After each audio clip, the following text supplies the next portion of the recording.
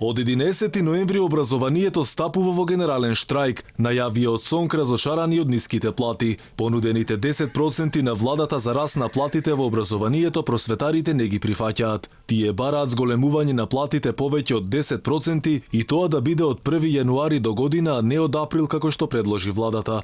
Првиот човек на СОНК Јаким Неделков за Алфа рече дека ако во рок од 15 дена не им се чуе гласот, ќе има целосен прекин на наставата. Предлогот на МОН се отфрла, е неприфатлив за нашите членови, за таа цел ние нашите барања ќе си ги оствариме преку генерален штрајк. Тогаш учениците ќе нема да работат, односно да учат, меѓутоа ние како просветни работници, како наставници и многу пати досега па и сега се надеваме дека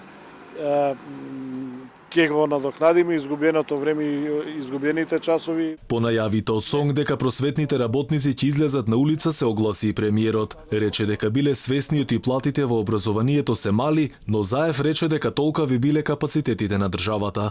Инаку освен основните и средните училишта кон штрајкот ќе се приклучат и високообразовните установи, ако властите експресно не изнедат компромис со СОНК. Освен ниските плати, просветните работници загрижени се по најавите за реорганизација на вработените и тоа поради сериозен недостаток на ученици. Но освен лошата слика во образованието, од СОНК побара и воведување на К15, почитување на колективните договори, како и исплата на прекувремените работни часови на наставниците.